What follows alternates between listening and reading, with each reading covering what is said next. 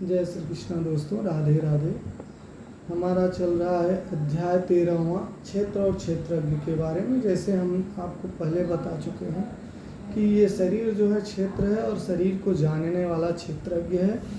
और आगे भगवान इसकी व्याख्या किस तरीके से कर रहे हैं जो है कि क्षेत्र और क्षेत्रज्ञ को किस तरीके से, मतलब मनुष्य जीवन में मनुष्य जो पैदा होता है तो ये किस तरीके से इसकी जो है ज्ञान कर्म सारी चीज़ें बढ़ती हैं, तो उसके बारे में बता रहे हैं। ऋषिभिः बहुधा गीतं छन्दोभिः विधैः पृथक् ब्रह्मसूत्रं पदैः च एव हेतुमदिभिः विनिमेष्यते।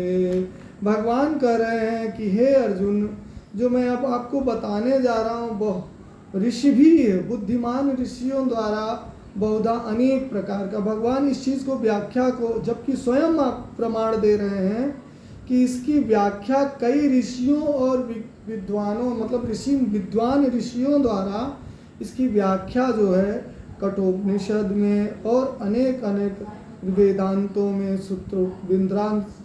सूत्रों और छंदों द्वारा की गई है।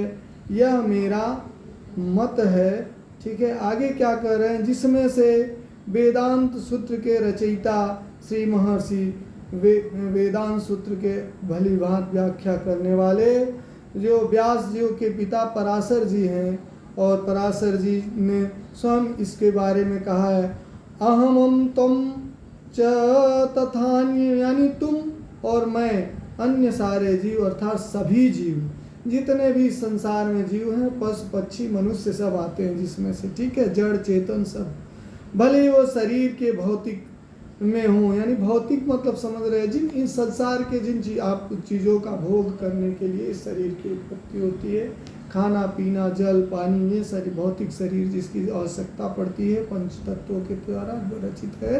ठीक है, तो भले ही ये शरीर भौतिक है लेकिन हमारी आत्माएं ये दिव्य है। ये भगवान पराशर मुनि भी कहते हैं। इस प्रकार मूल वेदों की विशेषताएं कठोपनिषद में भी आत्मा और परमात्मा तथा शरीर का अंतर बताया गया है।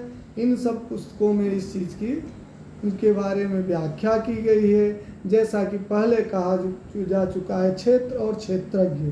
क्षेत्र तो एक ही है लेकिन क्षेत्रज्ञ यानी दो तरीके के होते हैं जीवात्मा तथा परम पुरुष। परम पुरुष मतलब परमात्मा। जीवात्मा जो है कि जाने तो क्षेत्रज्ञ है, लेकिन उसके साथ बैठा हुआ जो दिव्य आत्मा है जिसे परमात्मा कहते हैं, तो ये उपनिषदों में बताया गया है।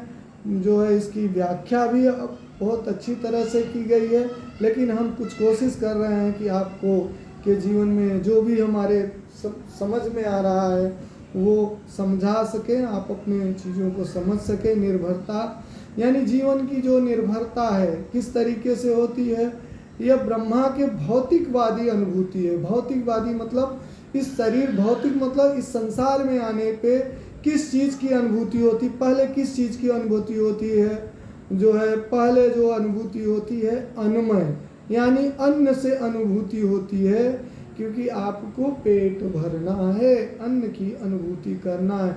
फिर उसके बाद होती प्रणमय रूप में मनुष्य सजीव, यानी सब कुछ जानने लगता है, लक्षणों का जीवन रूपों में परम सत्य की अनुभूति कराता है। फिर उसके बाद जब अन्नमय जीवन के बाद ज्ञानमय जीवन, जब आप शिक्षा दीक्षा लेते हैं कि अनुभूति करते हैं और जीवन के लक्ष्य से बढ़कर चिंतन का अनुभव, आकांक्षा, और उसके बाद जो है ज्ञानमय होती है जिससे आपकी आकांक्षाएं बढ़ती हैं और इच्छाएं बढ़ती हैं। ठीक है, तब ब्रह्मा के उच्चतर अनुभूति होती है जिसे कहते हैं विनिमय, यानी आप ईश्वर के बारे में भी विनिमय जानने की कोशिश करते हैं या नहीं करते हैं। फिर जीवन के लक्षणों से भिन्न समताएं, लेकिन इन सब से परे जो अनुभूति होती है, जो इन सब अनुभूति से परे है, जो आनंदमय है, अर्थात सर्व आनंदमय प्रकृति की अनुभूति, इस प्रकृति के आनंदमय अनुभूति। इस प्रकार ब्रह्मा अनुभूति के 5 अवस्थाएं हैं। अब तो ये अनुभूति हो गई, ब्रह्मा अनुभूति के टोटल 5 अवस्थाएं हैं। जैसे इनमें से प्रथम तीन ये हैं कि अन्नमय, प्राणमय तथा ज्ञानमय अवस्थाएं जीवों के कार्यकलापों के क्षेत्र में पाई जाती हैं। मनुष्य के जीवन में ये तीन तो मुख्यतः पाई जाती हैं। ठीक है।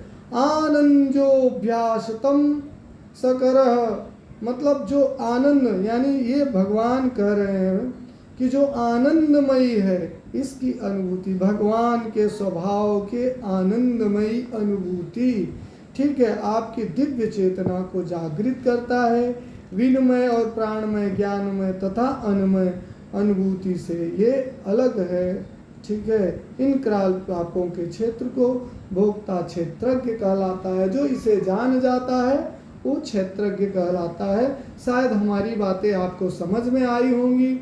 राधे राधे, जय श्री कृष्णा। दोस्तों, धीरे धीरे हम और भी कोशिश करेंगे, हम इसको और भी अच्छी तरह आगे चीज़ों को समझाएं जो आप लोगों को समझ में आए। हम तो इतना सोच रहे हैं कि आप लोगों को आज की भी बातें समझ में आए होंगी। जय श्री कृष्ण।